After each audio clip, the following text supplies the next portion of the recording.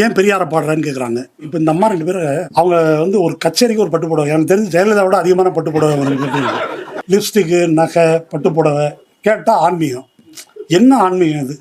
இப்போ ஏன் பெரியாரை பாடுறேன்னு கேட்பவர்கள் இப்போ இளையராஜா 80வது பிறந்த நாளுக்கு இந்த அம்மா 2 பேரும் பாட்டு பாடிருக்காங்க. அந்த இளையராஜா உட்காந்து கேட்டு ஒரு 2 மணி நேரம் நான் உலகத்தையே மறந்து விட்டேன், இப்படி ஒரு விஷயம் நான் கேட்டதே இல்லை அப்படின்னு இவர் தான் எப்போவுமே உலகத்தை மறந்து தானே இருக்காரு. 2 மணி நேரமா.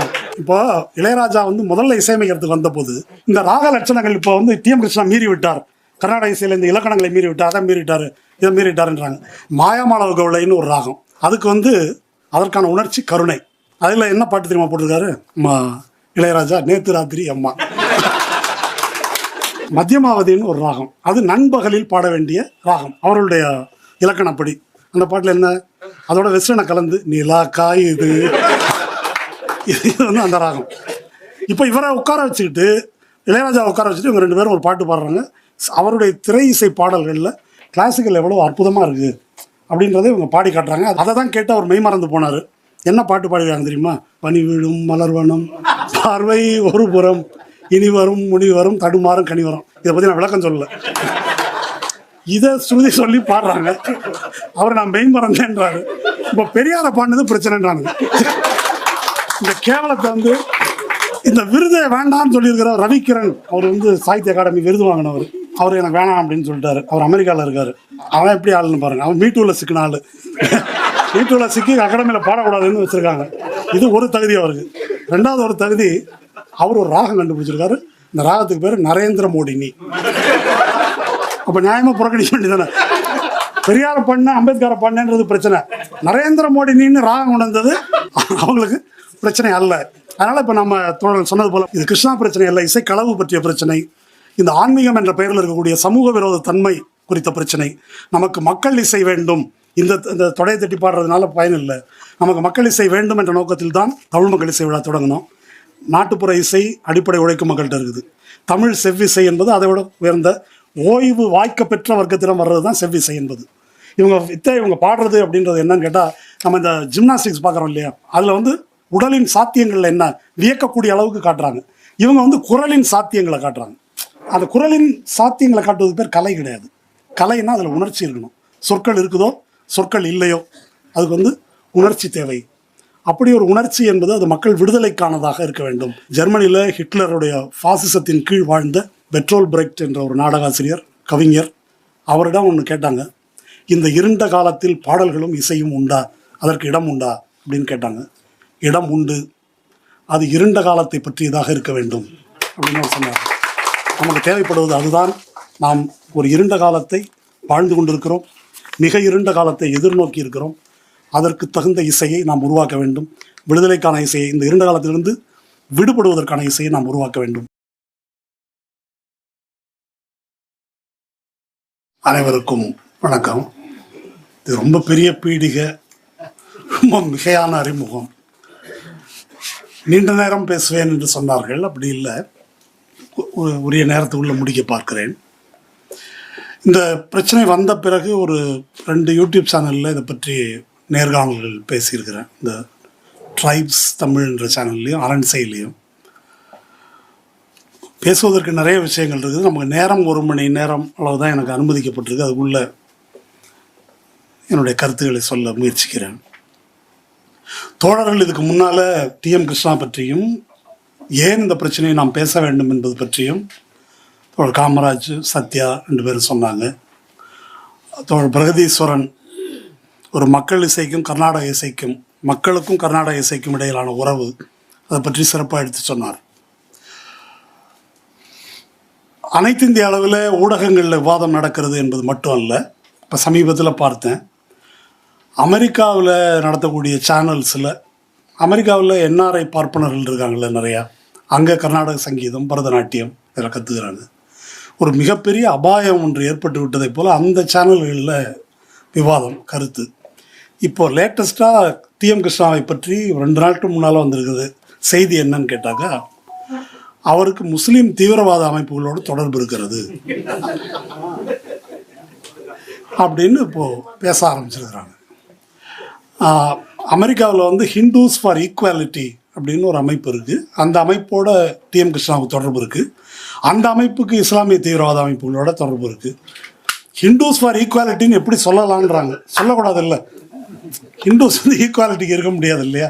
ஹிந்துவிசம் என்றாலே இன்இக்வாலிட்டி. அது அங்கே பேசி இங்கே சந்தியா ரவிசங்கர்னு ஒரு பத்திரிகையாளர், இங்கே தமிழ்நாட்டிலலாம் பணியாற்றினவங்க தான், நியூஸ் 18 மாதிரி சேனலில், அவங்க வந்து இப்போ அதை பரப்புகிறாங்க. கேரளாவிலேருந்து இவங்க முஸ்லீம் தீவிரவாத அமைப்போட டிஎம் கிருஷ்ணாவுக்கு தொடர்பு இருக்கிறது அப்படின்னு பரப்புகிறாங்க. ஒரு ட்விட்டர் போன்ற தளங்களில் ஒரு புது வார்த்தை வந்திருக்குது டிஎம் கிருஷ்ணா பிரச்சனையை ஒட்டி. அர்பன், இதை கேட்டுக்குங்க, அர்பன் நக்சல் கிறிஸ்லாமோ கம்மி. Urban Naxal, Christian, Islamo communist, இது எல்லாம் சேர்ந்தது தான் இந்த கேங். எந்த கேங்? டிஎம் கிருஷ்ணாவை ஆதரிக்கக்கூடிய கேங். திராவிடத்தை விட்டுட்டாங்க, இதில் சேர்த்துக்குவாங்க. அப்போது என்ன நடைபெற்றிருக்கிறது? அவருக்கு ஒரு 8-10 ஆண்டுகளுக்கு மேலாக இந்த மியூசிக் அகாடமியில் பாட முடியாதுன்னு மறுத்த, அதற்கு வெளியே நின்று அதை விமர்சனம் செய்து கொண்டிருந்த, கர்நாடக இசையையும் அந்த மரபையும் வெளியே இருந்து விமர்சனம் செய்து கொண்டிருந்த ஒருவருக்கு மியூசிக் அகாடமி என்ற நிறுவனத்தில், மியூசிக் அகாடமி என்ற நிறுவனம் என்ன? பார்ப்பன பண்பாடு, பார்ப்பன சங்கீதம், அதற்கான கோட்டை, தலைமையகம். டிஎம் கிருஷ்ணா வெளியே போயிட்டாரு, ஒரு வழி தவறிய மகன், உருப்படாதவன், வெளியே போய் ஏதோ பேசிகிட்டு இருக்கிறான், ஒழிஞ்சு போ, அதை பற்றி அப்படி காதில் வாங்காத மாதிரியும் கண்டுக்காத மாதிரியும் இருந்தாங்க. ஆனால் இந்த பீடம் இருக்குது இல்லையா, அதற்கான அதிகார பீடம், அங்கேயே கூப்பிட்டு சங்கீத கலாநிதின்னு நீங்கள் விருது கொடுக்குறீங்கன்னா அப்புறம் நாங்கள்லாம் எங்கே போகிறது அப்படின்றது இவங்களுடைய பார்ப்பன சங்கீத வித்வான்களுடைய கேள்வி. அதாவது காமராஜ் சொன்னார் இல்லையா, 1928 மியூசிக் அகாடமி என்ற நிறுவனம் எந்த நோக்கத்துக்காக உருவாக்கப்பட்டதோ, பார்ப்பன பண்பாட்டை, பார்ப்பன விழுமியங்கள் அடிப்படையிலான இசையை, அதுதான் இந்த தேசத்தின் இசை, அதுதான் இந்த தேசத்தின் பண்பாடு என்று நிலைநாட்டுவதற்காக உருவாக்கப்பட்ட ஒரு நிறுவனம், அந்த நோக்கத்தை எதிர்த்து பேசுகின்ற, விமர்சிக்கின்ற, அம்பலப்படுத்துகின்ற ஒரு நபரை கூப்பிட்டு விருது கொடுக்குது. கிருஷ்ணா பேசுனது அல்ல பிரச்சனை அவங்களுக்கு, இந்த இன்ஸ்டிடியூஷன் அதை எப்படி ரெக்கக்னைஸ் பண்ணலாம் என்பது தான் ரஞ்சனி காயத்ரிக்கு பிரச்சனை, என்பது தான் ரவிகிரனுக்கு பிரச்சனை, என்பது தான் பாலக்காடு மணியருடைய பேரப்பிள்ளைகள் ராம் பிரசாத் என்ற பாடகர்கள்லாம் வந்து பிரச்சனை. அதை நிறுவனம் வந்து இது கம்யூனிஸ்ட் நிறுவனம், இந்து, ராமு, முரளி, இவங்கெல்லாம் ஒரு கேங்கு. இந்த பிரச்சனையை எப்படி எதிர்கொள்வது? பொதுமக்கள் மத்தியில், அவர்கள் தரப்பு மக்கள் மத்தியிலேயே இதற்கு எதிரான கருத்தை எப்படி உருவாக்குவது அப்படின்னு சொன்னால், கிருஷ்ணா சொல்லுகின்ற விஷயங்களுக்கு மறுப்பு சொல்லி, கிருஷ்ணா சொல்வது தவறு, உண்மைக்கு மாறானது, பொய்யானதுன்னு பேசலாம். ஆனால் அப்படி பேசுவதற்கு முடியாது அவங்களால, அதை நம்ம பின்னால் பார்ப்போம். அதனால் அதுக்கு என்ன குறுக்கு வழி அப்படின்னு சொன்னால், பெரியார் ஜெனசைடு, பார்ப்பனர்களில் இனப்படுகொலை செய்கிறேன்னு பேசினார், அவரை பற்றி பாடுகிறார். ராமனை பற்றி தியாகையர் வாழ்நாள் முழுதும் பாடினார், அதற்காகவே வாழ்ந்தார். அந்த ராமனை பாடிய வாயால் இவன் பெரியாரை பாடுறான். ராமனுக்கு செருப்பு மாலை போட்ட பெரியாரை பாடுகிறான். இதெல்லாம் இப்போ விவாதத்தில் இருக்கிறது. எம்எஸ் சுப்புலட்சுமி ஒரு மிகப்பெரிய ஐக்கான் இந்த கர்நாடக சங்கீதத்துக்கு. அந்த எம்எஸ்ஐ இழிவுபடுத்தி இவர் வந்து பேசுகிறார். என்ன இழிவுபடுத்தி பேசினாரா அதை நம்ம பின்னால் பார்க்கலாம். இழிவுபடுத்தி பேசுகிறார். தியாகையரை இழிவுபடுத்தி பேசுகிறார். தியாகையர் தான் இதுக்கு பிதாமகன், அவர் செயின்ட் தியாகராஜா. அவரை வந்து இழிவுபடுத்தி இவர் பேசுகிறார், விமர்சனம் பண்ணி பேசுகிறாரு. தியாகையர் பாடிய சில பாடல்கள் ஆணாதிக்கம், சாதி எல்லாம் நியாயப்படுத்துறதுனால அந்த பாடல்களை நான் பாட மாட்டேன் என்று சொல்லுகிறார். அவர் எதற்காக இசை பாடினார் என்பதை பற்றியெல்லாம் இவர் ஒரு விளக்கம் சொல்கிறாரு. இப்படி அதை கிரிட்டிக்கலாக பார்க்குறாரு. அது வந்து தியாகையரையே அவமதிப்பது, அவரை இழிவுபடுத்துகிறார். இதெல்லாம் தான் நாங்கள் கோபப்படுறதுக்கு காரணம். மற்றபடி மற்றவாள்லாம் கற்றுக்கக்கூடாதுன்னு நாங்கள் என்ன சுவராக எழுப்பியிருக்கிறோம்? வரக்கூடாதுன்னு நான் சொல்கிறேன். இந்த அகாடமியில் ரஞ்சனி காயத்ரியோ மற்ற எல்லாருமே இதை பேசுகிறாங்க. அவங்க வர்றதில்லை. ஏன்னாக்கா இது ரொம்ப உயர்ந்த சங்கீதம். இதை புரிஞ்சுக்கிறதுக்கு மூலபலம் வேணும்.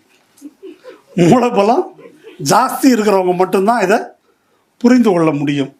அதனால் மற்றவர்கள் வருவதில்லை.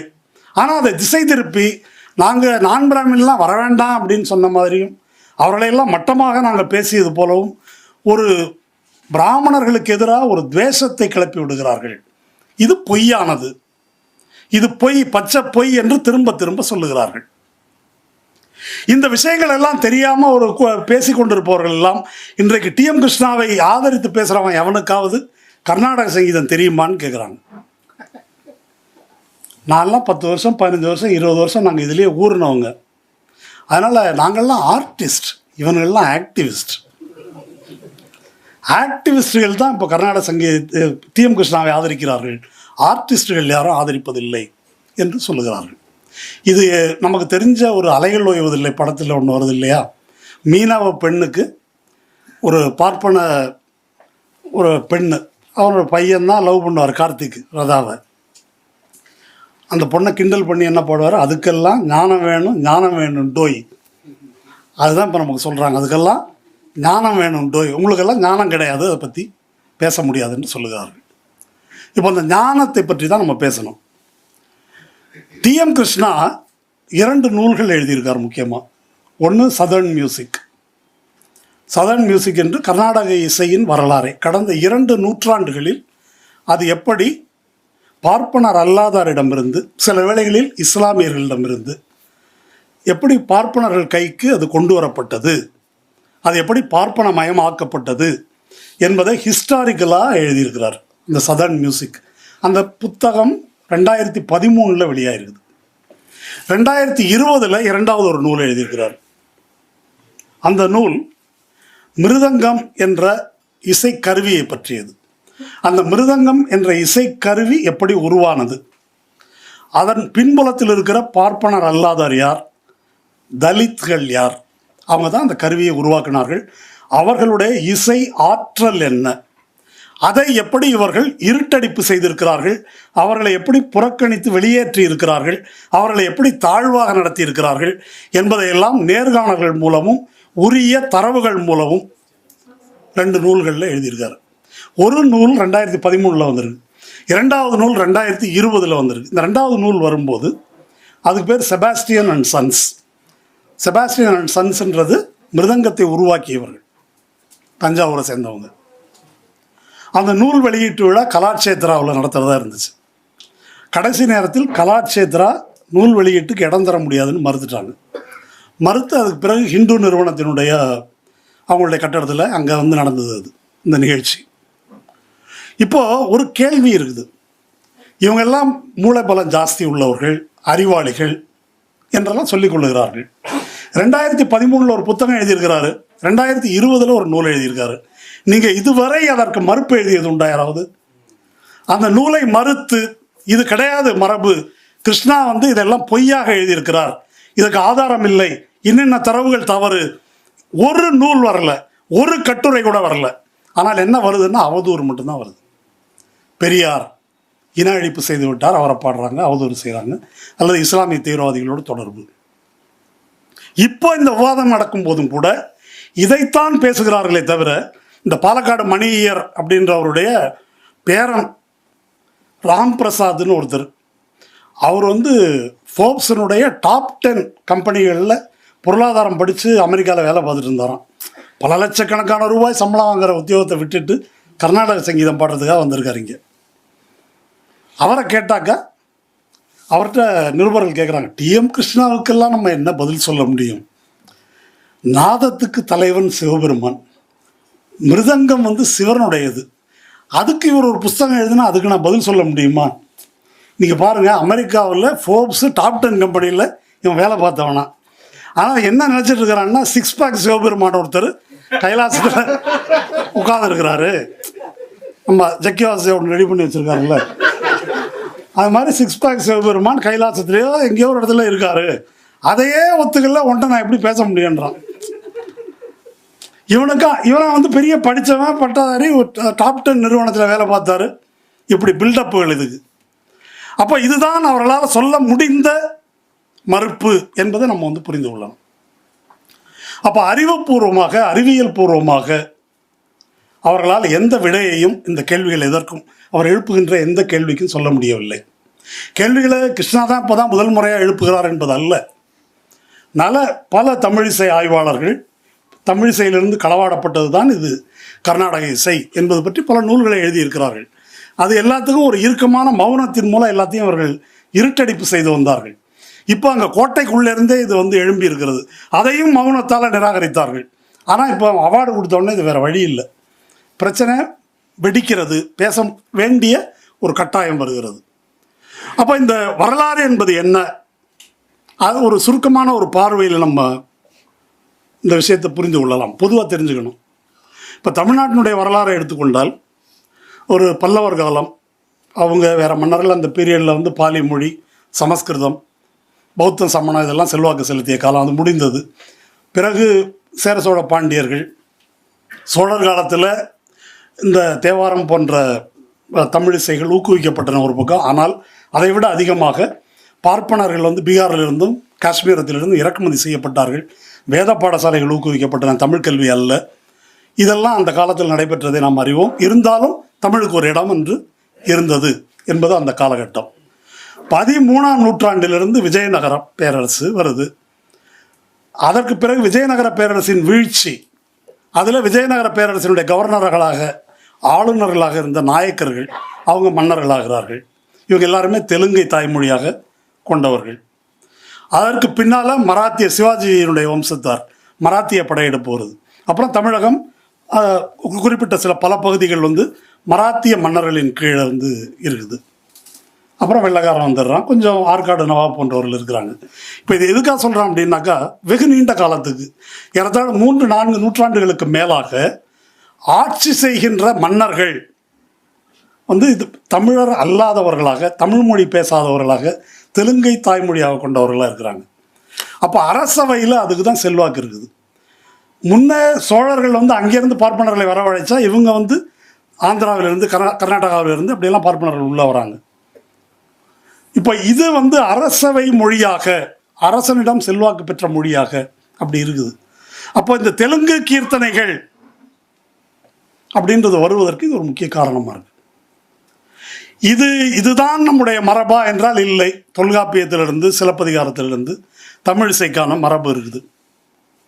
அதற்கு பின்னாலே தேவார மும்மூர்த்திகள் அவங்களுடைய இசை, அதில் தமிழிசைக்கான நேரடியாக ஆதாரபூர்வமான குறிப்புகள் இருக்கின்றன. இதையெல்லாம் ஆய்வுபூர்வமாக இதையெல்லாம் நிறுவி இருக்கிறார்கள். 1917 ஆபிரகாம் பண்டிதர் என்ற ஆய்வாளர் தஞ்சாவூரில், அவர் நாடார் சமூகத்தை சேர்ந்தவர், கிறித்தவர். அவர் இந்தியா முழுதும் 5 இசை மாநாடுகளை நடத்தியிருக்கார்.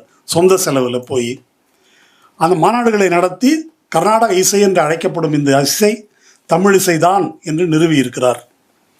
கருணாமிர்த சாகரம் என்ற நூலை எழுதியிருக்கிறார். இந்த மாநாட்டுகள்லாம் அவருடைய பெண்களை வீணையில் பயிற்றுவித்து பெண்களை கூட்டின்னு போய் டெமான்ஸ்ட்ரேஷன் பர்ஃபார்மன்ஸ் எல்லா இடத்துலையும் நடத்தியிருக்கிறார். இந்த நூல் ஒரு பெரிய நூல். அது ஏறத்தாழ 1500 பக்கம் நினைக்கிறேன். 1917 வெளியாகுது கருணாமிர்த சாகரம் என்ற நூல். அந்த நூலில் இது எப்படி தமிழிசை மூலத்திலிருந்து களவாடப்பட்டது தான் கர்நாடக இசை என்பதை நிறுவுகிறார். அவர் நிறுவனது மட்டுமல்ல, அதை கொண்டு போய் திருவையாறில் இருக்கிற சமஸ்கிருத கல்லூரி முதல்வரிடம் கொடுத்து, நாராயண சாஸ்திரின்னு ஒருத்தர், அவர்கிட்ட கொடுத்து இந்த ஆய்வை பற்றி நீங்கள் என்ன சொல்கிறீங்க சொல்லுங்கள் அப்படின்னு கருத்து கேட்குறார். அவர் முன்னுரை எழுதுகிறார். பார்ப்பனர்கள் பொதுவாக அந்த காலகட்டத்திலேயே இந்த இசை எங்களுடைய இது என்று சொல்வதற்கு அவர்கள் கொடுத்து வந்த ஆதாரம் என்பது என்ன அப்படின்னு கேட்டிங்கன்னாக்கா, சரிகம பதனி என்ற சொற்கள் இருக்குது. சா என்றால் சட்ஜம், ரீ என்றால் ரிஷபம், கா என்றால் காந்தாரம், மா என்றால் மத்தியமும், த தெய்வதம், நீ நிஷாதம். இதிலிருந்தே தெரியலையா இது எங்களுக்கு தான்ட்டு என்பதுதான் அவர்கள் சொல்லி வந்த விளக்கம். இவையெல்லாம் இடுகுறி சொற்கள், குறியீட்டு சொற்கள். இது உங்களுடையது என்று நிறுவுவதற்கானது அல்ல என்பதை ஆய்வுபூர்வமாக சொல்கிறாரு. அந்த நாராயண சாஸ்திரி அதை ஏற்றுக்கொண்டு, ஆமாம் இது திராவிட சங்கீதம், அதை இந்த வரியை நான் படித்து காமிக்கிறேன், இந்த திராவிட சங்கீதத்தை நாம் எடுத்துக்கொண்டிருக்கிறோம் என்று அவர் இந்த நாராயண சாஸ்திரி அதனுடைய முன்னுரையில் அதை விளக்கி சொல்லுகிறார். அப்படி ஏற்றுக்கொள்ளுகிறார். அதற்கு பின்னால் சங்கீத அகாடமி, இந்த அகாடமியினுடைய தலைவராக இருந்தவர் முடிகொண்டான் வெங்கட்ராமையர் என்பவர். தமிழ் இசையை தீவிரமாக எதிர்த்தவர். பின்னால் 1970களில் சிலப்பதிகாரத்தில் தமிழ் இசை என்பதை முனைவர் எஸ் ராமநாதன் நூலாக வெளியிட்டு அந்த நூலுக்கு இவர்கிட்ட முன்னுரை கேட்குறாரு. அந்த முன்னுரையில் வேறு வழியின்றி முடிகொண்டான் வெங்கட்ராமையர் ஒரு முன்னுரை எழுதுகிறார். அந்த ஆய்வுகளை எல்லாம் பார்த்துட்டு, சிலப்பதிகாரத்தில் சங்கீதத்தை பற்றி சொல்லியிருக்கும் காதைகளில் நான் பார்த்து அறிந்தவரை அதில் உள்ள இசையின் அடிப்படையான இலக்கணமானது தமிழ் மொழியில் இருப்பதற்கென எந்த விதத்திலும் வேறுபாடு ஒன்றும் இருப்பதாக தெரியவில்லை. இது ஒன்று. பரதநாட்டிய சாஸ்திரம், சங்கீத ரத்னாகரம் முதலிய வட நூல்களில் உள்ளனவும் இதில் சொல்லியிருப்பனவும் முற்றிலும் ஒன்றாகவே காணப்படுகின்றன. இதுதான் ஸ்டேட்மெண்ட். சிலப்பதிகாரத்தில் சொல்லியிருப்பதும் சங்கீத ரத்னாகரம் என்ற நூலில் சொல்லியிருப்பதும் ஒன்று தான். சிலப்பதிகாரத்தின் காலம் என்ன? கிபி 2ஆம் நூற்றாண்டு. சங்கீத ரத்னாகரம் என்ற நூல் 13ஆம் நூற்றாண்டு, சாரங்கதேவருடைய நூல். எது முன்ன எது பின்ன அப்படி எழுதலை அவர். எது முன்ன எது பின்னன்றதை சொல்லலை. அப்போ 2ஆம் நூற்றாண்டிலிருந்து வழக்கில் இது இருக்கிறது. இதை சாம்பமூர்த்தி என்ற இசை பேராசிரியரும் அதுக்கு முன்னுரை எழுதியிருக்கிறார். அதனால் இவ்வளவு தரவுகள் இருந்தும் இதை இது தமிழ் இசைதான் என்ற பெயரில் இது அழைக்கப்படவில்லை அப்படின்றது தான் ரொம்ப முக்கியம். இன்னமும் கர்நாடக இசை என்பதுதான் வழக்கில் இருக்கிறது என்பது முக்கியம். இதை தான் தோழர் சொன்னார் இல்லையா, தமிழ் மக்கள் இசை விழா. அது 1994 2007ஆம் ஆண்டு வரையில் தஞ்சையில் நடத்தணும் மக்கள் கலை இலக்கிய கழகத்தின் சார்பாக. அதனுடைய முழக்கம் களவாடிய இசையே கர்நாடக இசை அப்படின்றது தான் அதனுடைய முழக்கம். அது எப்படி என்பதை விளக்கி பல கருத்தரங்குகள் நடத்தணும். அப்போது இதுதான் பழந்தமிழ் இசையின் வரலாறு. இப்போ நான் சொல்லக்கூடிய இந்த காலகட்டத்தில் 13ஆம் நூற்றாண்டுக்கு பிறகு இந்த தெலுங்கு மராத்திய ஆட்சிகள் இதெல்லாம் வரும்போது வந்த பார்ப்பனர்கள் இந்த இசையின் வழியாகத்தான் இவர்கள் சொல்லிக் கொள்ளுகின்ற இசையை அவர்கள் உருவாக்கி கொண்டார்கள் என்பதுதான் வரலாறு. அதுக்கு முன்னால் என்ன இருந்துச்சு? தமிழ் இசை இருந்தது, நாதஸ்வர இசை இருந்தது, அதோட சேர்ந்த தவில் இருந்தது. அதை சின்ன மேளம் பெரிய மேளம் என்று அழைத்தார்கள். பெரிய மேளம் என்று கோயிலில் இசைக்கப்படுவது, சின்ன மேளம் என்பது மன்னர்களுக்கோ அல்லது பெருந்தனவந்தர்களுக்கோ இசைக்கப்படுவது. அதில் தேவதாசி குலத்தைச் சேர்ந்தவர்கள் ஈடுபட்டார்கள். ரெண்டிலுமே ஈடுபட்டார்கள். இது ஒரு வரலாறு. இவர்கள் சொல்லுகின்ற மும்மூர்த்திகள் இருக்காங்க, தியாகையர், சியாமா சாஸ்திரி, முத்துசாமி தீட்சிதர், 3 பேர் சொல்கிறாங்க. அதற்கு முன்னால் அருணாச்சல கவிராயர், மாரிமுத்தா பிள்ளை, முத்துத்தாண்டவர் என்ற தமிழ் மும்மூர்த்திகள் இவர்களுக்கு காலத்தால் முந்தியவர்கள் அவங்க இருந்திருக்கிறாங்க. அப்போ இதுக்கு முன்னால் சமஸ்கிருத பாடல்கள் பாடப்பட்டன, தெலுங்கு பாடல்கள் பாடப்பட்டன என்பதற்கெல்லாம் வரலாறுலாம் இங்கே கிடையாது. அதுக்கு முன்னால் இந்த பாடல்கள் தான் பாடப்பட்டிருக்கின்றன. அல்லது நாதஸ்வர இசையில் இந்த லிரிக் பாடல் இல்லாத இசை தான். நாதஸ்வரம் என்ற கருவி கீர்த்தனை பாடுவதற்கான கருவி அல்ல, அது வெறும் ராகத்தை இசைப்பதற்கான கருவி. அப்படித்தான் அது பயன்படுத்தப்பட்டு வந்தது. அதை பற்றி நம்ம பேசுவோம். அப்படித்தான் அது இசைக்கப்பட்டு வந்திருக்குது.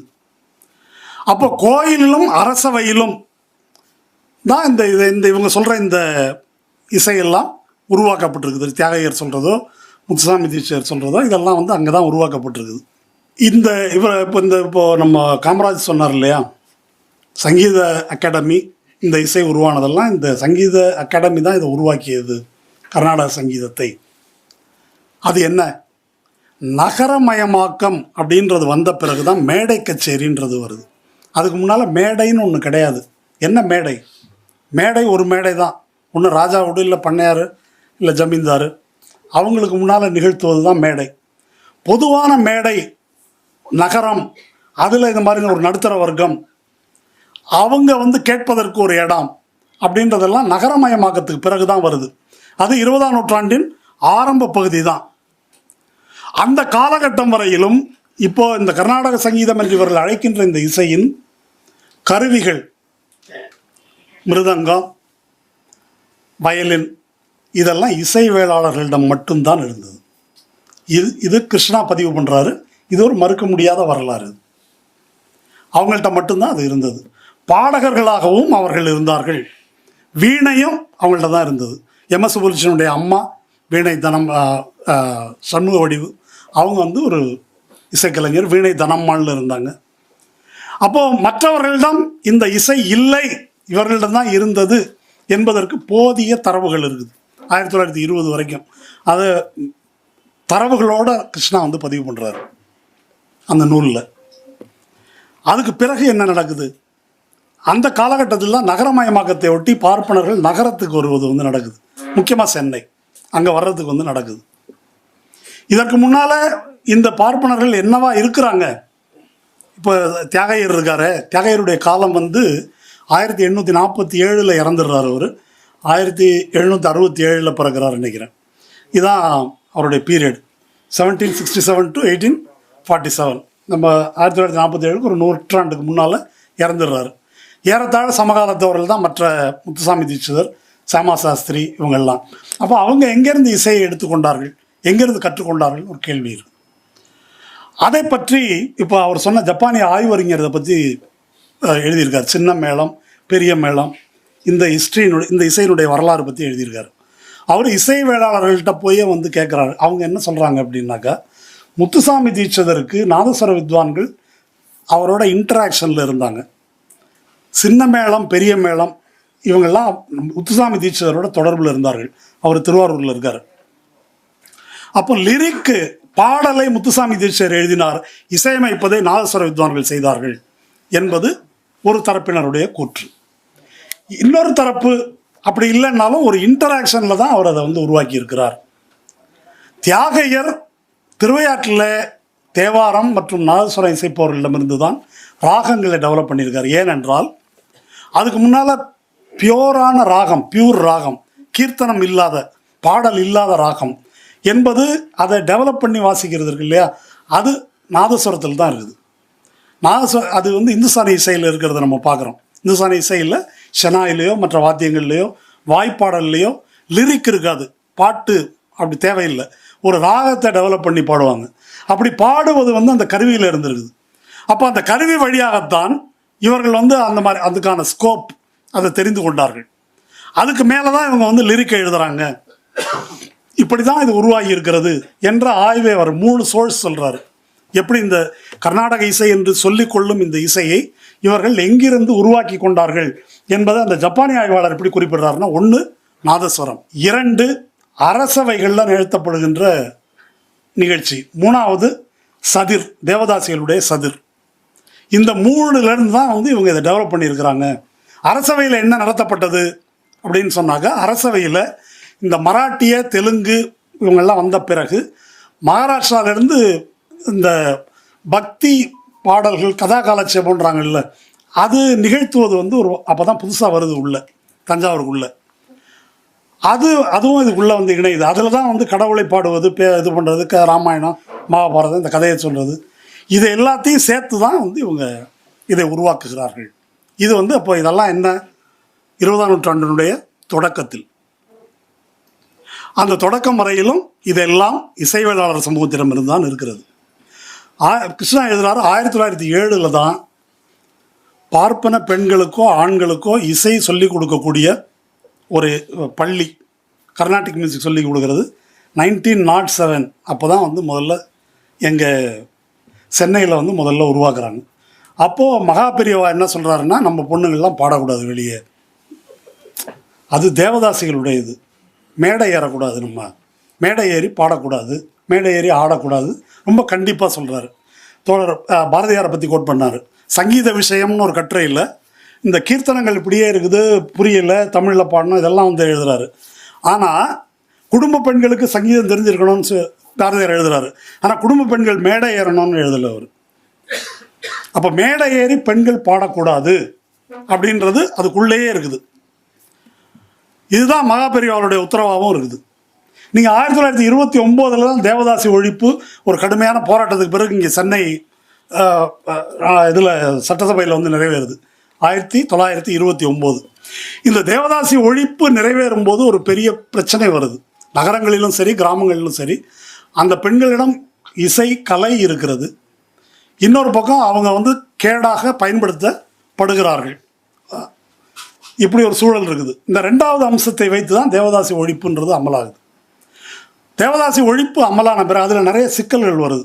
அதை பற்றி பெரியார், முத்துலட்சுமி ரெட்டி இவங்களுக்கு இடையில் நடந்த இதெல்லாம் வந்து இருக்குது.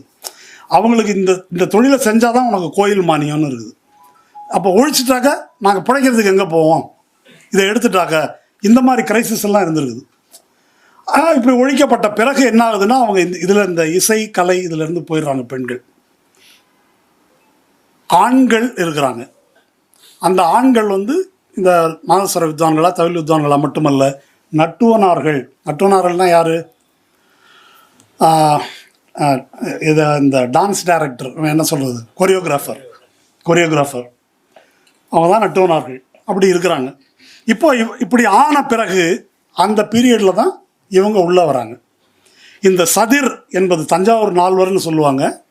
அவர்களால் இசை வேளாளர்களால் உருவாக்கி வளர்க்கப்பட்ட சதிர் என்ற அந்த நடனம், அதுக்கு புது பேர் வருது பரதநாட்டியம்னு. பெண்கள் வந்து இவங்க கற்றுக்கிறாங்க. பார்ப்பன பெண்கள் வந்து இதை கற்றுக்கொள்வது வருது. இசையிலும் அவர்கள் இது மாதிரி கொண்டு வர்றாங்க. இந்த காலகட்டத்தை பற்றி பார்க்கணும். நீங்கள் 1900 இந்த பீரியட் வந்து இந்திய வரலாறுல ரொம்ப முக்கியமான காலகட்டம். அப்போ தான் இந்த பார்ப்பனர் அல்லாதார் அறிக்கை வருது. அப்போ தான் ஜஸ்டிஸ் பார்ட்டி உருவாகுது. அப்போ தான் அங்கே ஆர்எஸ்எஸும் உருவாகுது. அந்த பீரியடில் தான். அப்போ தான் கோயில் நுழைவு போராட்டங்கள் நடக்குது. அப்போ தான் சேரன்மாதேவி குருகுலம் பிரச்சனை வந்து காங்கிரஸுக்குள்ள பெரியார் வந்து சேரன்மாதேவி குருகுலத்தில் காங்கிரஸ் பணத்தில் நடக்கிற ஒரு குருகுலத்தில் பார்ப்பனருக்கு ஒரு பந்தி, பார்ப்பனர் அல்லாதாருக்கு ஒரு பந்தி என்ற தீண்டாமை அமல்படுத்தப்படுவது வருது. அந்த தீண்டாமை அங்கே மட்டும் இல்லை, டிஎம் கிருஷ்ணா பதிவு பண்ணுறாரு. ஒரு பழனி சுப்பிரமணிய பிள்ளை ஒன்று ஒரு மிகப்பெரிய மிருதங்க வித்வான். அவர் இந்த பாலக்காடு மணியரை விட சிறந்த வித்வான், கான்டெம்பரரி, அவருடைய சமகாலத்தவர். அந்த பழனி சுப்பிரமணிய பிள்ளையிடம் பார்ப்பனர்கள் சீடர்களாக இருக்கிறாங்க. அவர் இசைவேளாளர் சமூகம். செம்மங்குடி சீனிவாச ஐயருக்கு அவர் வாசிக்கிறதுக்கு போகிறாரு. இதெல்லாம் டைரெக்டாக பேட்டி எடுத்து அவர் பதிவு பண்ணியிருக்கார். புதுக்கோட்டையில் கச்சேரி முடிந்த பிறகு சாப்பாடு வந்து செம்மங்குடி சீனிவாச ஐயருக்கும் பழனி சுப்பிரமணிய பிள்ளையின் பார்ப்பன சீடர்களுக்கும் முதல் பந்தி, குருவுக்கு தனியாக 2வது பந்தி, சூத்திரரு. இது இப்படி தான் நடந்திருக்குது. அவர் எப்படி காலம் முழுதும் புழுங்கினார் என்பதை, தன்னுடைய சாதி இப்படி இருக்குன்ற காரணத்தினால் தான் இப்படி நடத்தப்பட்டோம் என்பது குறித்து பழனி சுப்பிரமணிய பிள்ளை எப்படி புழுங்கினார் என்பதை வந்து அவர் பதிவு பண்ணுறார். நாதஸ்வர வித்வான்கள் நின்று கொண்டு தான் வாசிக்க வேண்டும் என்ற மரபு தான் இருந்தது. இவருடைய பிரபலமான தியாகராஜர் ஆராதனை விழான்னு ஒன்று நடத்துகிறாங்க இங்கே திருவையாறில். அங்கே நாதஸ்வர வித்வான்கள் உட்கார்ந்து பாட அனுமதி கிடையாது, நின்று தான் வாசிக்கணும். அல்லது கோயில் அந்த சாமி வெளியே போகுது இல்லையா, உலா போகுது இல்லை, அப்போ முன்னால் நடந்து வாசிக்கிட்டே போவாங்க. உட்கார்ந்து வாசிப்பதற்கு, அதாவது இப்போ அவர் சொல்லும்போது பெரியார் இதை சொன்னார்ல, தோளில் துண்டு போட்டு மேலக்காரங்க வாசிக்கக்கூடாது, தோளில் துண்டு போடக்கூடாது. இப்படித்தான் அவர்கள் நடத்தப்பட்டார்கள். திருவாவடுதுறை ராஜரத்னம் பிள்ளைன்னு இருந்தார், மிகச்சிறந்த ஒரு கலைஞர். தோடி ராஜரத்னம் பிள்ளை, தோடி ராகத்துக்கு அவர் தான் அப்படிம்பாங்க. அந்த மாதிரி ஒரு கலைஞர். அவருடைய போராட்டத்துக்கு பிறகு தான் இந்த உட்கார்ந்து வாசிக்கின்ற உரிமையை பெற்றார்கள் இசைவேளாளர் சமூகம். இப்போ இதெல்லாம் வரலாறு. இது வந்து ரொம்ப பழைய வரலாறு மட்டும் இல்லை, ரொம்ப ஒரு கேவலமான விஷயம். ஆனால் நம்ம அதை கடந்து போகக்கூடாது.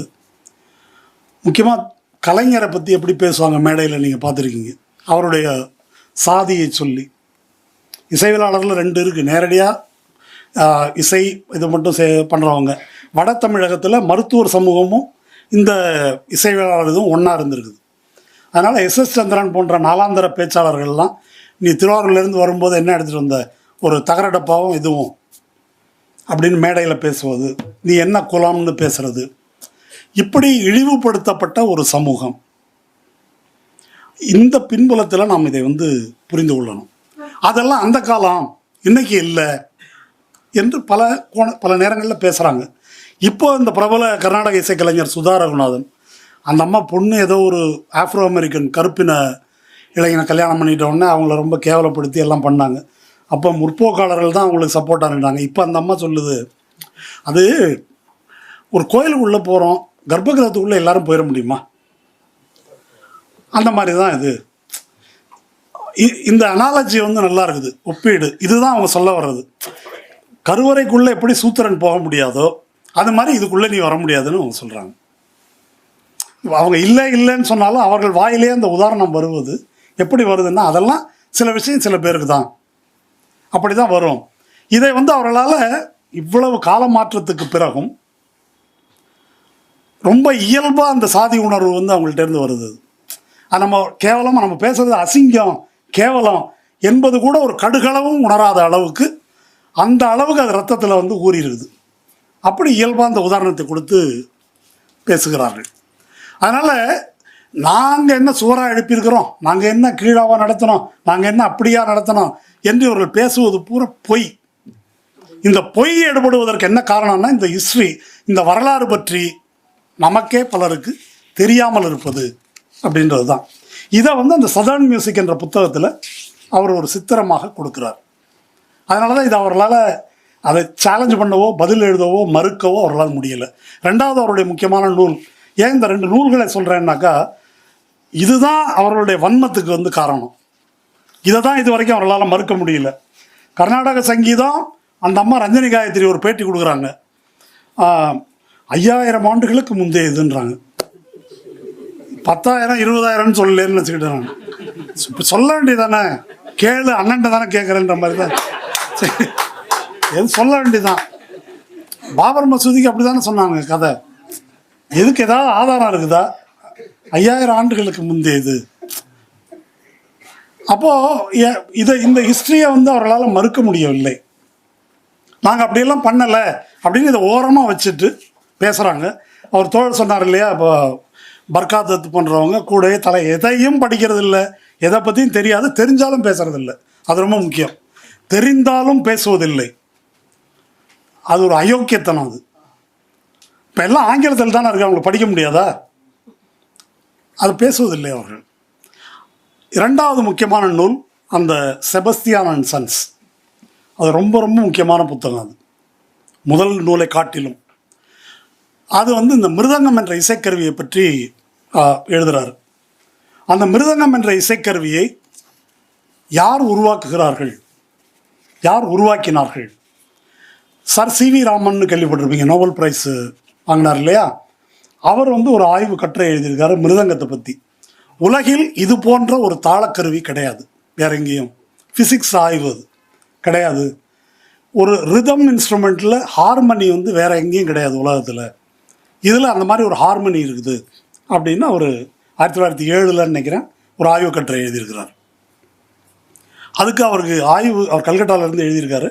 அவருக்கு ஆய்வுக்கான மிருதங்கம் தஞ்சாவூர்லேருந்து தான் போயிருக்குது. ஆனால் அவர் யார் இந்த மிருதங்கத்தை செஞ்சாங்க, இவ்வளோ பெரிய அற்புதமான விஷயத்தை எழுதுறாரு இல்லையா, இப்படி ஒரு ஐட்டத்தை எவன்டா செஞ்சதுன்னு அவருக்கு அது தோணலை. அதை பற்றி அவர் எழுதவும் இல்லை, சொல்லவும் விரும்பலை. இப்போது இந்த கருவியை பற்றி இப்போ கிருஷ்ணா எழுதுகிறார் இந்த செபாஸ்டியன் அண்ட் சன்ஸ் என்பதில். இந்த மிருதகம் என்பது எப்படி உருவானது, இதை நம்ம வெறுமன பார்ப்பனர் அல்லாதார் இந்த கோணத்தில் மட்டும் நம்ம பார்க்க வேண்டியதில்லை. ஒரு வரலாறை எப்படி பார்க்கணுன்றது இருக்கு இல்லையா, அதை புரிந்து கொள்வதற்கு இது அவசியம். அதற்கு முன்னால் தவில் என்ற தாளக்கருவி இருக்குது. மிருதங்கம் என்ற தாளக்கருவி 2 ரூட் இருக்குதுன்னு அவர் சொல்கிறார். ஒன்று புதுக்கோட்டையிலேருந்து இசைவேளாளர் மரபில் செய்யப்பட்ட மிருதங்கம் ஒன்று இருக்குது. இன்னொரு மிருதங்கம் எது அப்படின்னு சொன்னால், மராட்டியர்கள் தமிழ்நாட்டுக்குள்ளே வரும்போது மகாராஷ்டிராவிலிருந்து ஒரு பக்தி மரபு சார்ந்த ஒரு பாடல் முறை வருது, நாரதிய பாடல் முறை அப்படின்னு சொல்லி. அதில் நாராயணசாமி அப்பா என்று பார்ப்பனர் அல்லாதார் ஒருத்தர், அவர் ஒரு மிருதங்கத்தோடு இங்கே வராரு. அந்த அடிச்சுக்கிட்டு பாடுறது. இது இல்லாமல் அவர் பேர் சரியான நினைவில், ஒரு சையத் மியான்னா ஏதோ பேர், அவர் டோலக்கு முஸ்லீம். அவர் இது 3ம் தஞ்சாவூரில் இருக்குது. இந்த 3ம் இதெல்லாம் கிட்டத்தட்ட தியாகையர் காலம்னு வச்சுக்கலாம். தியாகையர் காலமும் அதற்கு பிந்தைய காலம். இப்போது இசை தெரிந்தவர்களுக்கு தெரியும், இப்போது பாடும்போது ஸ்ருதி சேர்ப்பாங்க, பார்த்துருக்கீங்களே, தம்பூரா, ஸ்ருதி பெட்டி, ஒவ்வொருத்தருடைய ஸ்கேல் என்ன. சீராழி கோவிந்தராஜன் டாப்பில் பாடுவார், ஜெயசுதாஸ் அவருடைய ஸ்கேல் வேறு. அந்த மாதிரி ஒரு ஸ்ருதி சேர்த்து கொள்வார்கள் பாடுவதற்கு முன்னால். அப்படி ஸ்ருதி சேர்ப்பதற்கு அப்போ அந்த காலத்துலேயும் பாடகர்கள் எப்படி இருந்திருக்கிறாங்க, எம்.கே. தியாகராஜ பாவதர், சீராழி கோவிந்தராஜன் மாதிரி டாப்பில், நல்ல சித்து ஸ்ரீராம் மாதிரி டாப்பில் பாடக்கூடிய ஆட்கள் இருந்திருக்கிறாங்க. பேஸில் பாடக்கூடியவர்கள் ஜெயசுதாஸ் போலவோ அல்லது எஸ்பிபி போலவோ அது மாதிரி பாடகர்களும் இருந்திருக்கிறார்கள். இப்போது இவங்களுக்கு தாளம் வந்து வாசித்தாக்கா அது வேற ஒரு அது தாளம் வேறு சுருதியில் இருக்கும். அப்போ அன்றைய நிலைமை என்னவென்றால் அந்த மிருதங்கத்தின் ஸ்ருதிக்கு தான் பாடகன் பாடணும். நீ தியாகராஜ பாவதாக இருந்தால் இறங்கி வரணும், ஜெயசுதாஸாக இருந்தால் கொஞ்சம் ஏறி போகணும், மிருதங்கத்துக்கு என்ன ஸ்ருதியோ அதுக்கு தான் நீ பாடணும் என்ற கண்டிஷன் தான் இருக்குது. இந்த சூழலில் தான் பார்ப்பனர்கள் பாடகர்களாக இவங்க உள்ளே வராங்க. அவங்க இந்த வித்வான்களோ எழுதுகிறவங்களோ இவங்க வர்றாங்க.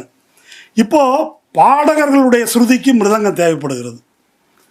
பாடகர்களுடைய ஸ்ருதிக்கு மிருதங்கத்தை செய்வது யாரால் செய்ய முடியும்?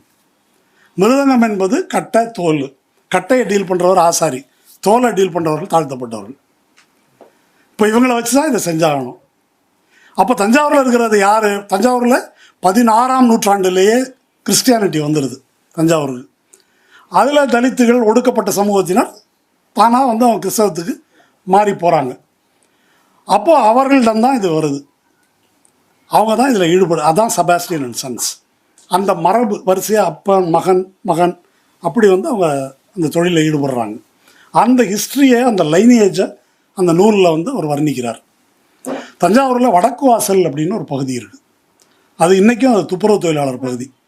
அங்கே தான் அதை சேர்ந்தவங்க இப்பவும் குடியிருக்கிறாங்க. இந்த படம்லாம் பிடிச்சி போட்டிருக்கிறாரு அவர். இப்போ இந்த கருவியை அப்படி இம்ப்ரூவ் பண்ணி உருவாக்குவது இவர்கள். இந்த கருவி இப்போ இவங்க சொல்லக்கூடிய பிரபலமான வித்வான் பாலக்காடு மணியையர் என்று அவர் அந்த அவார்டை திருப்பி கொடுத்துருக்காருல. அவர் எங்கள் தாத்தா வாங்கின அவார்டை நாங்கள் திருப்பி கொடுக்குறோன்னு பேரன்னு சொல்லியிருக்காரு. அவர் பாலக்காடில் இருக்கிறார். மிருதங்கம் தஞ்சாவூரில் ரெடி ஆகுது. என்ன செய்வது பார்க்குறாரு. பாலக்காடுலேருந்து தஞ்சாவூருக்கு மாற்றிக்கிட்டு வந்துடுறாரு. எது முக்கியம்னு கவனிங்க. நீ பெரிய வித்வானாக இருக்கலாம், மிருதங்கம் எங்கே இருக்குது? இங்கே தான் இருக்குது. தஞ்சாவூரில் தான் அதை செய்பவர்கள் இருக்கிறார்கள். மதுரை மற்ற இடத்துலையும் இருக்கிறாங்க. பட் அதில் வந்து மோஸ்ட் ஸ்கில்டு யாருன்னாக்கா தஞ்சாவூரில் இருக்கிறாங்க. அதனால் இங்கே ஒரு வீடு எடுத்து தங்குறாரு. அது தங்கி அதில் வந்து ஒரு பர்லாந்துன்னு ஒருத்தர், பல பேர் இருக்கிறாங்க, அதில் ஒருத்தர் அவரை வந்து இவர் வீட்டுக்கே வரவழைச்சு ஒரு கொட்டகையை போட்டு அங்கேயே தங்க வச்சு அந்த மிருதங்கங்களை செய்வதற்கு பயன்படுத்தி கொள்கிறார்.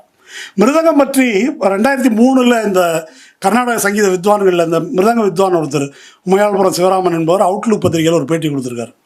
அதில் என்ன சொல்கிறாரு, நீங்கள் பசுவை கொண்டு தானே மிருதங்கம் தயார் பண்ணுறீங்கன்னு கேட்குறாங்க. 2003 அப்போல்லாம் வாஜ்பாய் ஆட்சி. ஐயோ அபச்சாரம், அதெல்லாம் நான் கொள்றதே கிடையாது. செத்த மாடு தான், அந்த தோலை தான் எடுத்து நாங்கள் யூஸ் பண்ணுவோம், இதுக்காக நாங்கள் வந்து கொள்வது கிடையாது அப்படின்னு அவர் சொல்கிறார். அது ஒரு கடைந்தெடுத்த பொய். அதை பற்றி கிருஷ்ணா இவங்கள்ட்ட கேட்குறாரு. அப்போ அவங்க சொல்கிறாங்க, மாடு செத்து போச்சு அப்படின்னா ரத்தம் உறைஞ்சிட்டாக்கா அந்த தோல் என்பது பிளைவுட் மாதிரி ஆகிடும். அதுக்கப்புறம் அதை வந்து பயன்படுத்தவே முடியாது. அப்போ எந்த தோலுங்க வேணும்? 2 கன்றுகள் ஈன்ற பசுமாடு, 2வது கன்று ஈன்ற கையோடு அதை வெட்டிடணும். வெட்டி உடனே அந்த தோலை எடுக்கணும், ரத்தத்தை வடிச்சிட்டு. ஏன் 2வது கன்று ஈன்ற உடனே? அப்போ தான் அந்த தோலுக்கு எலாஸ்டிசிட்டி இருக்கும், விரிவாகும் தன்மை. அப்படி தான் எடுக்கணும் இதை. அப்படி தான் இந்த மிருதங்கம் தயாரிக்கிறோம். மிருதங்கத்தில் 3 தோல்கள் இருக்குது. இரவு மாட்டு தோல் இருக்குது, ஆட்டு தோல் இருக்குது, இந்த தோலும் இருக்குது. இதை வைத்து தான் செய்கிறோம். இதை வந்து மறுப்பார் இல்லை. இதை பற்றி அவர்கள் எப்பொழுதும் அதை வந்து அம்பலப்படுத்துகிறார் அவர். அப்புறம் அதுக்கு நிறைய கதைகள் நிறையா சொல்கிறாரு, நமக்கு நேரம் இல்லை. பாலக்காடு மணியர் இவங்கள்ட்ட காசை கொடுத்துருவார், தோலில் அவங்க ரெடி பண்ணி கொண்டு வரணும். ஒரு எடுத்துக்காட்டு சொல்கிறேன். அவர்கிட்ட 60 மிருதங்கம் இருந்துச்சான் பாலக்காடு மணியர்கிட்ட. எதுக்கு 60 மிருதங்கம்? ஒவ்வொரு பாடகருக்கும் ஒரு மிருதங்கம். அந்த பாடகருடைய குரல் டிம்பர்னு சொல்லுவாங்க. டிம்பர்னா மரத்தில் அந்த ரேகை ஓடுதில்ல, அப்படி அந்த குரல் அதுக்கு தகுந்த மிருதங்கம். அதை வச்சு தான் அவர் வாசிப்பார். அதனால தான் அவர் பெஸ்ட்டு. அப்போது அவ்வளவு பேருக்கும் மிருதங்கம் அதை தயாரித்து நீங்கள் இந்த இடத்துல ஒரு விஷயம் யோசித்து பார்க்கணும். ஒரு பாடகருக்கு தகுந்த மிருதங்கத்தை அவர் தயார் செய்து கொடுக்குறார் அந்த குரலுக்கு ஏற்ப அப்படின்னாக்க, இந்த மிருதங்கத்தை தயார் செய்பவன் இருக்கான் இல்லையா, அவனுடைய ஆற்றல் என்னவாக இருக்கணும்? அன்னைக்கு டேப் ரெக்கார்டு கிடையாது, பதிவெல்லாம் கிடையாது. இந்த பர்லாந்தோ, செபாஸ்டியனோ, ஆல்காட்டானோ, இது ஒரு சொல்கிற பல கேரக்டர்ஸ் அவங்க வந்து கச்சேரிக்கு போவாங்க. அங்கே அரியக்குடி ராமானுஜயங்கார் பாடுறாரு, இல்லை யாரோ ஒருத்தர் பாடுவார். அதை அப்படி கேட்பாராங்க அவர் இந்த பர்லாந்து. ரைட் சாமி செஞ்சிடுறேன் அப்படின்னு போகிறான். அவ்வளோதான். காதில் வந்து அது இறங்கிடுது, காதில் அதை சேமித்து கொள்ளுகிறார். சேமித்து கொண்டு இந்த ரிதம் இன்ஸ்ட்ருமெண்ட்டை செய்கிறாரு. ஹார்மோனிக் இன்ஸ்ட்ருமெண்ட்டு நம்ம குரலில் இருக்கக்கூடிய பல இழைகள் இருக்குது. அந்த இழைகள் அதில் எப்படி கொண்டு வராங்க, அதுக்கு தகுந்த தோல் மட்டும் இல்லை, மிருதங்கத்தில் நடுவில் கருப்பாக ஒரு வளையம் இருக்கும், பார்த்துருப்பீங்க. அதை வந்து தொப்பின்னு சொல்லுவாங்க அந்த இடம். அது என்ன அப்படின்னு சொன்னால், தஞ்சாவூர் பக்கத்தில் ரெட்டிப்பாளையம்னு ஒன்று இருக்குது, தப்பாட்டத்துக்கு புகழ்பெற்ற ஊர் அது. அந்த ரெட்டிப்பாளையத்தில் ஒரு கல் கிடைக்குது, அந்த கல் தான் அதுக்கு ஒர்க் ஆகும். அந்த கல்லை எடுத்து கொண்டு வந்து அதை பொடியாக நுணுக்கி அதை சோறோடு கலந்து பிசைந்து, அதுக்கு பேர் சாதம்னு சொல்கிறாங்க, அதை வந்து இந்த தோல் மேலே ஏற்றுவது, அதுக்கப்புறம் வாறு பிடிக்கிறது, இதெல்லாம் செய்து அது தயாரிக்கப்படுது. இந்த வந்து இப்படி காதில் வாங்கின அந்த ஒலியை வைத்து கொண்டு இதை இவர்களால் செய்ய முடிந்திருக்கிறது அப்படின்றது ரொம்ப முக்கியமானது. இதெல்லாம் இப்படியெல்லாம் செஞ்சுருக்கிறாங்களே அப்படின்னு சொல்லிட்டு இவர் ஒரு மிருதங்க வித்வான்ட்ட நேரம், இப்போ உயிரோடு இருக்கிற மிருதங்க வித்வான் தான், மயிலாடுபுரம் சிவராமன் நினைக்கிறேன், இப்போ இருக்காரான்னு தெரில, அவர்கிட்ட இவர் போய் பேட்டி கேட்குறாரு. இந்த மிருதங்க கலைஞர்கள் மிருதங்க செய்கிறாங்களே அவங்கள பற்றி என்ன நினைக்கிறீங்க? இல்லை, நாங்கள் பாடுறதை பார்த்து அவங்க செய்கிறாங்க, பாடுறதை கேட்டு அவங்க செய்கிறாங்க. அவங்கள்ட்ட கேட்குறாரு, எப்படி நீங்கள் இதை செய்கிறீங்க? அவங்க வந்து அவங்களுக்கு இந்த என்ன சொல்கிறது, இந்த ஆணவம்லாம் இல்லை. பல கச்சேரி கேட்குறோம், அவங்க கேட்குறத அப்சர்வ் பண்ணி நாங்கள் செய்கிறோம். இது முரண்பாடு எங்கே வருது அப்படி சில இடங்களை அவர் வந்து சொல்கிறார். ராஜமாணிக்கம் என்று ஒரு தலித் இதை செய்யக்கூடியவர், அவருக்கும் ஒரு மிருதங்க வித்வானுக்கும் ரேட்டு கூட்டி கேட்குறாரு. விலைவாசி ஏறி போச்சு அப்படின்னு, பாலமுரளி கிருஷ்ணா கச்சேரிக்கு வாசிக்க போகிறேன், ஒரு மிருதங்க ரெடி பண்ணு அப்படின்றாரு. ரேட்டு கூட்டி கேட்குறாரு.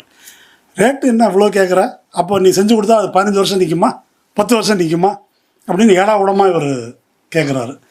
இவர் வந்து அதுக்கு மேலே பொறுக்க முடியாமல், நான் எல்லாம் செஞ்சு கொடுப்பேன், கரெக்டாக சாதம் வச்சு பாலமுரளி கிருஷ்ணா குரலுக்கு நான் செஞ்சு கொடுப்பேன், நீங்கள் காசு எனக்கு வர வேண்டிய காசை நீங்கள் வாங்கிக்குவீங்க அப்படின்னு சொன்னதோட அந்த கான்ட்ராக்ட் பிரேக் ஆகிடுது. எடுத்தெறிஞ்சு பேசிட்டார்ல, பிரேக் ஆகிடுது. அவர் டிஎம் கிருஷ்ணாட்ட சொல்கிறாரு, அப்போ தான் நான் யோசித்தேன், இந்த நாதம் என்னுடைய விரலிலிருந்து வருகிறதா அவன் கையிலிருந்து வருகிறதா.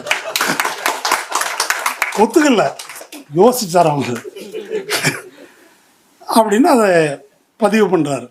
இதே பாலக்காடு மணி ஐயருக்கு ஒரு மிருதங்கம் செஞ்சு கொடுக்குறாரு. அந்த பக்கம் அந்த பழனி சுப்பிரமணிய பிள்ளை இசைவேளாளர், அவருக்கும் மிருதங்கம் செஞ்சு கொடுக்குறாரு. நம்ம பாலக்காடு மணி ஐயருக்கு என்ன இருந்தாலும் நீ அவனுக்கு செஞ்சு கொடுக்குற மாதிரி இல்லை இந்த மிருதங்கம், திரும்ப திரும்ப சொல்கிறாரு. என்னென்னவோ ரிப்பேர் பண்ணுறாரு இவர், பண்ணிவிட்டு இல்லை நீ சரியாக செய்யலை அப்படின்னு மணி ஐயர் திரும்ப திரும்ப சொல்கிறாரு. கடைசியாக பரலாந்தவர்கிட்ட, சாமி கோச்சிக்க கூடாது, நான் ஒன்று சொல்லவா அப்படின்னாரான். பிரச்சனை அதில் இல்லை, உங்கள் விரலில் இருக்குதுன்னாரான்.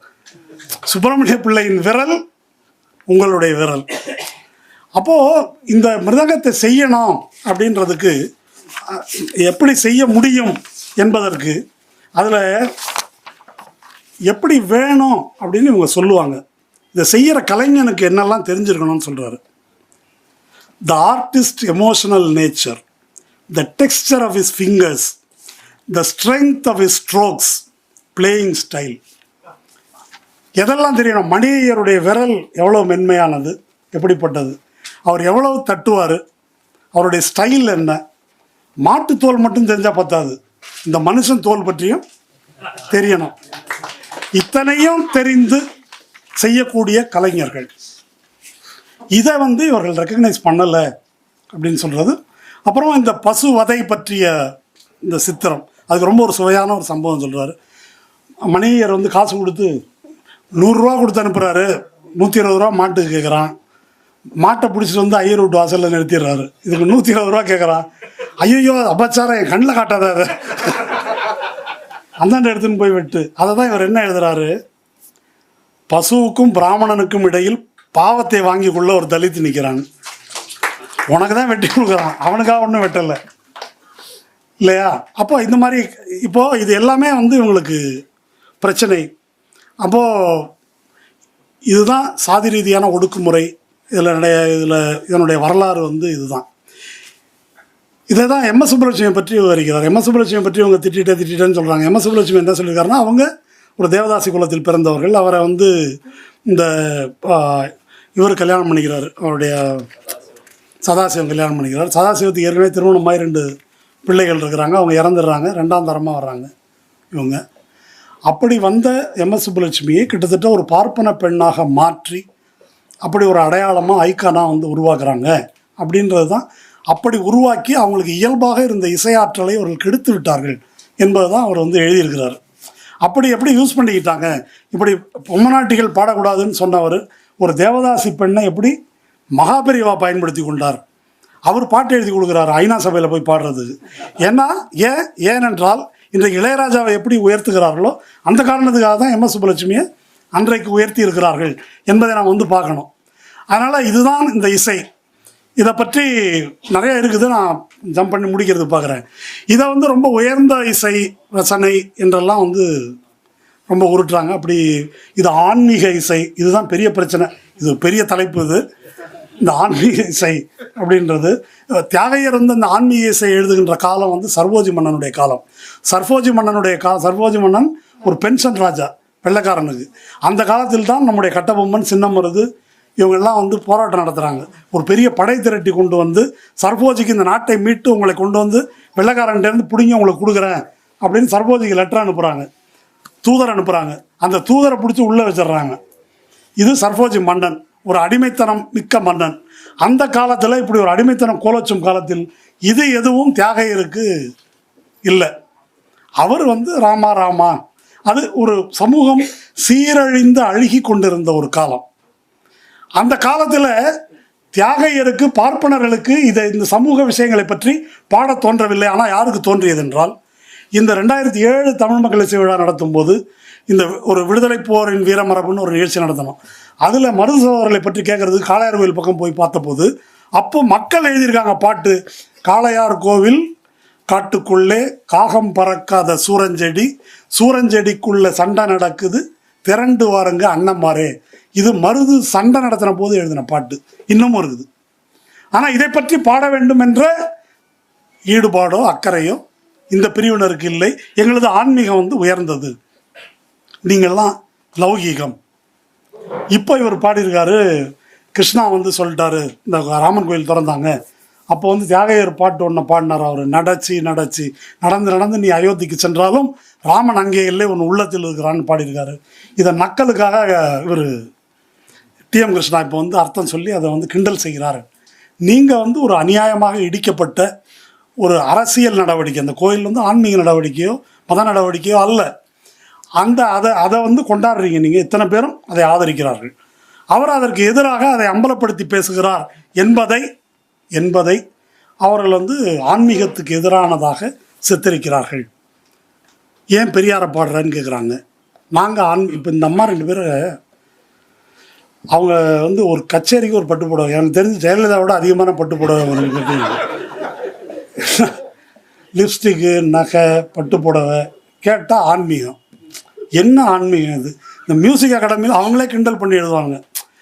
மியூசிக் அகாடமியில் கச்சேரி கேட்க வராங்களா, இன்றைக்கி என்ன டிஃபன் போண்டாவா, இதுக்கு தான் அங்கே போகிறது அவங்க என்ன. அதனால் அது அல்ல அவர்களுடைய பிரச்சனை. இப்போ ஏன் பெரியாரை பாடுறேன்னு கேட்பவர்கள் இப்போ இளையராஜா 80வது பிறந்த நாளுக்கு இந்த அம்மா 2 பேரும் பாட்டு பாடியிருக்காங்க. இது சுவையானது, இதை மட்டும் சொல்லி முடிச்சுக்கலாம். நம்ம பாட்டு பாடியிருக்காங்க. அதை இளையராஜா உட்காந்து கேட்டு ஒரு 2 மணி நேரம் நான் உலகத்தையே மறந்து விட்டேன், இப்படி ஒரு விஷயம் நான் கேட்டதே இல்லை அப்படின்னு இவர் தான் எப்போவுமே உலகத்தை மறந்து தானே இருக்கார். 2 மணி நேரமா என்ன அப்படின்னு இருக்காரு. ஏன் இப்போ இளையராஜா வந்து முதல்ல இசையமைக்கிறதுக்கு வந்தபோது இந்த ராக லட்சணங்கள் இப்போ வந்து டிஎம் கிருஷ்ணா மீறி விட்டார், கர்நாடக இசையில் இந்த இலக்கணங்களை மீறி விட்டார், அதை மீறிட்டார், இதை மீறிட்டாருன்றாங்க. இந்த ராகத்துக்கு ஒவ்வொன்றுக்கும் ஒரு ராகத்தின் உணர்ச்சி என்னன்னு அவங்க ஒரு இலக்கணம் வச்சுருக்குறாங்க. நம்ம ரமேஷ் வந்திருக்காரு, இசையமைப்பாளர் எங்களுடைய, அவற்றை சில இதெல்லாம் கேட்டேன். மாயாமாளவ கவுளைன்னு ஒரு ராகம், அதுக்கு வந்து அதற்கான உணர்ச்சி கருணை. அதில் என்ன பாட்டு தெரியுமா போட்டிருக்காரு அம்மா இளையராஜா, நேத்து ராத்திரி அம்மா.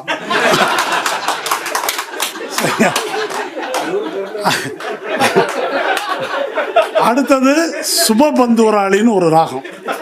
சுபபந்துவராளி ராகத்துக்குரிய உணர்ச்சி துயரம், சோகம். அதில் என்ன பாட்டு தெரியுமா, ஆயிரம் தாமரை மொட்டுகளே ஆனந்த கும்மிகள் கொட்டுங்க. மத்தியமாவதின்னு ஒரு ராகம், அது நண்பகலில் பாட வேண்டிய ராகம் அவர்களுடைய இலக்கணப்படி. அந்த பாட்டில் என்ன, அதோட வெஸ்டர்னை கலந்து நிலா காயுது, இது வந்து அந்த ராகம். இந்த மாதிரி ஸ்வரஜதி என்று அவர்களுக்கு ஒன்று சொல்லி கொடுப்பாங்க முன்னால், இந்த சரிகம பதனி ஆரம்பத்தில். அதில் வந்து ஒரு இந்த பாட்டு கேட்டிருக்கீங்களா, மாம ஊடு மச்சு ஊடு பரிசம் போட்டது குச்சு ஊடு அப்படின்னு ஒரு பாட்டு இருக்குது. அது அவங்க ஒரிஜினலாக கர்நாடக சங்கீதத்தில் பயிற்றுவிக்க ராரவேணு கோபால ராஜித சத்குண ஜெயசீலா, அதுக்கு இவர் இப்படி பாட்டு போட்டிருக்காரு. இதெல்லாம் பழைய காலத்து இளையராஜா. அந்த இளையராஜா நமக்கு நல்லா இருக்கு. இப்போ இந்த காலையில் பாடும் பாடு, மத்தியானம் பாடுற இதெல்லாம் வந்து யாருக்கு, அவர் காமராஜ் சொன்னார் இல்லையா, இதெல்லாம் மன்னர்களுக்கு உரியது. இப்போ இந்த திருப்பதிக்கு வந்து சுப்ரபாதம் போடுறாங்கல்ல, அந்த வரி என்ன, வடமொழி சொல்லின் வரிகள் என்ன, எழுப்புறது கடவுளை. திருப்பள்ளி எழுச்சி தமிழில், அது திருவம்பாவை திருப்பாவை எல்லாம் இருக்கட்டும், தூங்குறவனை எழுப்புறதுக்கு இவ்வளவு. நீ அப்படிப்பட்டவன் இப்படிப்பட்டவன் எழுந்திரு, இது வீட்டில் என்னாக்கா எப்படி இருக்கும் அது? ஒரு கடவுளுக்கு மன்னருக்கு இப்படி தான் வந்து பாடப்பட்டிருக்குது. அவனுக்கு தான் மத்தியானம் ஒரு பாட்டு, சாயங்காலம் ஒரு பாட்டு, ராத்திரி ஒரு பாட்டு. மக்களை பொறுத்த வரைக்கும் பாட்டு எப்படி யதார்த்தமாக எப்படி இருந்திருக்கு, நடவு பாட்டு, ஏத்த பாட்டு, உழைப்பு சார்ந்த பாடல்கள் இருந்திருக்குது. அதில் அவருடைய துயரத்தை சொல்லக்கூடிய பாடல்கள் இருந்திருக்குது. இப்படி தான் இருந்திருக்கே தவிர காலையில் பாடும் ராகம் இது அப்படின்னா ஆன்னு ஒரு இதெல்லாம் இருக்குது. நமக்கு எல்லா நேரத்தும் ஒரே பாட்டு தான். துயரத்தில் இருப்பவனுக்கு தனித்தனி ராகம் என்ன கிடையாது. இப்போ இவரை உட்கார வச்சுக்கிட்டு, இளையராஜா உட்கார வச்சுட்டு இவங்க ரெண்டு பேரும் ஒரு பாட்டு பாடுறாங்க. அவருடைய திரை இசை பாடல்களில் கிளாசிக்கல் எவ்வளோ அற்புதமாக இருக்குது அப்படின்றத இவங்க பாடி காட்டுறாங்க. அதை பேட்டி, அதை தான் கேட்டு அவர் மெய்மறந்து போனார். என்ன பாட்டு பாடுகிறாங்க தெரியுமா? எடுத்த உடனே பாடுறாங்க, பனி விழும் மலர்வனம் பார்வை ஒரு புறம் இனி வரும் முனி வரும் தடுமாறும் கனி வரும். இதை பற்றி நான் விளக்கம் சொல்லலை, இதை சுருதி சொல்லி பாடுறாங்க. அவரை நான் மெய்மறந்தேன்றாரு. இப்போ பெரியாரை பாடினது பிரச்சனைன்றானுங்க. இந்த கேவலத்தை வந்து இந்த விருதை வேண்டான்னு சொல்லியிருக்கிற ரவிக்கிரண், அவர் வந்து சாகித்ய அகாடமி விருது வாங்கினவர், அவர் எனக்கு வேணாம் அப்படின்னு சொல்லிட்டாரு. அவர் அமெரிக்காவில் இருக்கார். அவன் எப்படி ஆளுன்னு பாருங்க, அவன் மீட்டூவில் சிக்கின ஆள். மீட்டூவில் சிக்கி அகாடமியில் பாடக்கூடாதுன்னு வச்சுருக்காங்க. இது ஒரு தகுதி அவருக்கு. ரெண்டாவது ஒரு தகுதி, அவர் ஒரு ராகம் கண்டுபிடிச்சிருக்காரு. இந்த ராகத்துக்கு பேர் நரேந்திர மோடினி. அப்போ நியாயமாக புறக்கணிக்க வேண்டியதானே.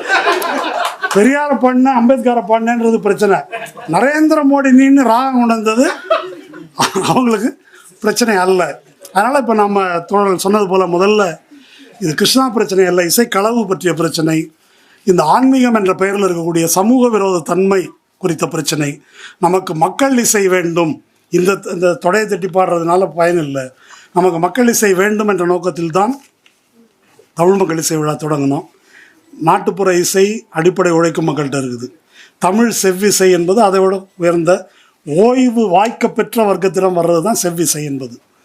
உழைப்பில் இருக்கக்கூடியவங்கள்ட்ட நாட்டுப்புற இசை வருது. அதுக்கு மேலே மேற்கத்திய இசை. இதெல்லாம் இசையினுடைய வடிவங்கள், இசையினுடைய வடிவங்கள் தான். நமக்கு வேண்டியது அதனுடைய உணர்ச்சி என்ன அப்படின்றது. இவங்க பாடுறது அப்படின்றது என்னன்னு கேட்டால், நம்ம இந்த ஜிம்னாஸ்டிக்ஸ் பார்க்குறோம் இல்லையா, அதில் வந்து உடலின் சாத்தியங்கள் என்ன வியக்கக்கூடிய அளவுக்கு காட்டுறாங்க. இவங்க வந்து குரலின் சாத்தியங்களை காட்டுறாங்க பயங்கரமாக. அந்த குரலின் சாத்தியங்களை காட்டுவதுக்கு பேர் கலை கிடையாது. கலைன்னா அதில் உணர்ச்சி இருக்கணும். சொற்கள் இருக்குதோ சொற்கள் இல்லையோ, அதுக்கு வந்து உணர்ச்சி தேவை. அப்படி ஒரு உணர்ச்சி என்பது அது மக்கள் விடுதலைக்கானதாக இருக்க வேண்டும். அதற்கு பீத்தோவனில் தொடங்கி இப்போ சமீபத்திய நம்முடைய பாடல்கள், பல மேற்கத்திய இசை பாடல்கள் வரையில் நிறைய அதற்கு எடுத்துக்காட்டுகள் நிறைய இருக்குது. அந்த மாதிரி பாடல், அந்த மாதிரி இசை என்பதை நாம் வந்து உருவாக்கணும். இறுதியாக ஜெர்மனியில் ஹிட்லருடைய பாசிசத்தின் கீழ் வாழ்ந்த பெர்டோல்ட் பிரெக்ட் என்ற ஒரு நாடகாசிரியர், கவிஞர், அவரிடம் ஒன்று கேட்டாங்க, இந்த இருண்ட காலத்தில் பாடல்களும் இசையும் உண்டா, அதற்கு இடம் உண்டா அப்படின்னு கேட்டாங்க. இடம் உண்டு, அது இருண்ட காலத்தை பற்றியதாக இருக்க வேண்டும் அப்படின்னு அவர் சொன்னார். நமக்கு தேவைப்படுவது அதுதான். நாம் ஒரு இருண்ட காலத்தை வாழ்ந்து கொண்டிருக்கிறோம். மிக இருண்ட காலத்தை எதிர்நோக்கி இருக்கிறோம். அதற்கு தகுந்த இசையை நாம் உருவாக்க வேண்டும். விடுதலைக்கான இசையை, இந்த இருண்ட காலத்திலிருந்து விடுபடுவதற்கான இசையை நாம் உருவாக்க வேண்டும். நன்றி.